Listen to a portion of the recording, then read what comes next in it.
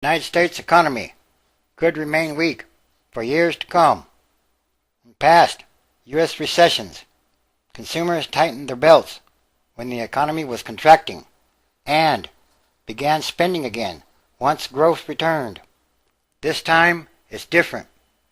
There's never been times like these before, and there'll never be times like these again. Changes must happen, and there are fundamental problems with the world's economies. The hope was that the government's massive stimulus spending program last year would break the economy's downward spiral and spur businesses to expand and consumers to start spending again. The economy entered the second quarter with plenty of momentum and left it with very little. The government stimulus package was supposed to get the economic gears turning again, led by consumer spending. But there are signs that critical component may remain stuck for longer than in past textbook recoveries. The latest sign came Thursday as retailers reported lackluster sales results for June, when shoppers focused on deeply discounted clothing. A separate report showed a drop in new unemployment claims, but the numbers remain high enough to point to a very weak job market. On Wednesday, President Obama repeated his call for policies to spur exports, warning that the U.S. could no longer rely on American consumer spending to fuel future economic growth. This is where American jobs will be tomorrow, Obama said. 95% of the world's customers and fastest growing markets are beyond our borders. It's not hard to see why. Since the housing boom turned to bust, trillions and trillions of dollars of housing wealth have evaporated. An historic surge in unemployment has destroyed millions and millions of paychecks, and the lending spree that brought the global financial system to the brink of collapse has left American households buried under a mountain of debt that will take many years to pay off. The overhang of leverage is certainly a big issue, said Jeffrey Rosenberg, Bank of America's chief credit strategist. It's going to be with us for a long time and take a long time to work through. So will high levels of unemployment, even at 3% GDP growth. It would take years to replace the jobs lost to the recession. The numbers look something like this. On top of the 8.3 million workers who were laid off since the recession began, another 3 million or so jobs, or about 100,000 a month, at the minimum, were needed to keep up with the growth of the workforce. So even if the economy now begins producing an average of 250,000 net new jobs every month, year in, year out, employment wouldn't be back to pre-recession levels until at least 2016. But the economy is not producing anything like that in the number of jobs. And again, no real job creation, no real economic recovery is possible. Unfortunately, it's going to last a long time. It's not just about the level, it's about the structural dimensions of the unemployment. That means many of the jobs that were lost in the recession may never come back. More than half of those out of work have been jobless for more than 26 weeks. Their average length of unemployment is 35 weeks.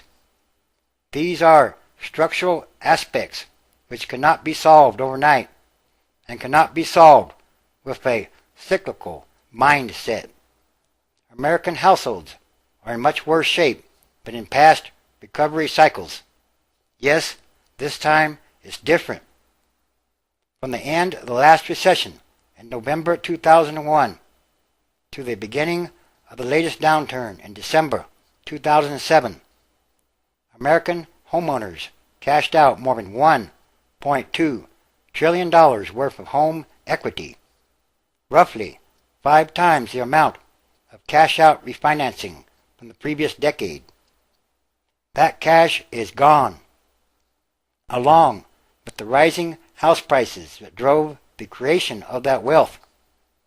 Many households are still paying off the pile of debt they took on to finance the spending that drove the last economic expansion. And it's a huge pile.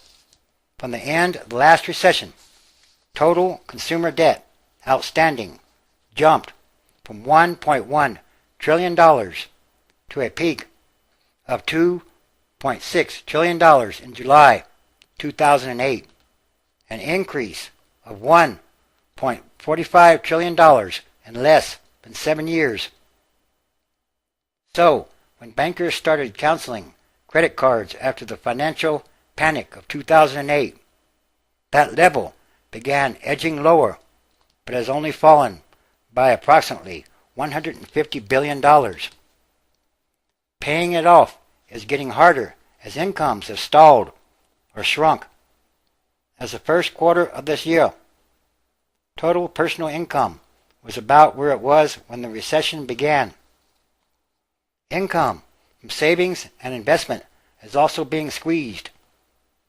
The near collapse of the banking system brought a government bailout that included an unprecedented policy of pushing interest rates to zero. That helped bankers rebuild their own battered balance sheets. But that bailout has cost American savers dearly. The flip side of the Fed's aggressive rate cutting is the tiny returns being paid on bank deposits, money market savings, and treasuries. Those very low interest rates, along with generous government tax breaks, were supposed to help the housing industry get back on its feet. But after a steep plunge in home sales last month, it remains to be seen whether the momentum can be sustained now that those tax breaks have expired. We're very much worried about what might become of the housing market, said the chief economist at Moody's Investors Service. Further price declines for real estate could delay a restoration of the supply of credit from financial institutions to consumers and small to medium-sized businesses. Consumers also face the headwind of expiring income tax credits included in last year's stimulus package. And for those without a paycheck, the safety net of jobless benefits is being stretched to the breaking point. Congress is currently debating whether to approve another extension of federal jobless benefits, which now cover those who have been out of work for as many as 99 weeks. The House recently passed another extension, but the measure is stalled in the Senate, where opponents worry about the impact on a federal deficit already swollen from rescuing the financial system and stimulating the economy. Our social safety nets are built on the assumption that we cannot have persistently high structural unemployment. The reality is we're going through a realignment, and our safety nets are simply too weak. Some economists expect unemployment levels will remain stubbornly high. And again, this time it's different. Revelation chapter 11, verse 14. The second woe is past, and, behold, the third woe comes quickly. 15. And the seventh angel sounded, and there were great voices in heaven, saying, The nations of this world are becoming the nations of our Lord, and of his Christ, and he shall reign forever and ever. And there are many different types of signs happening daily all around the world. These are the end times, transition days. In other words, everything that must change for the better, and quickly.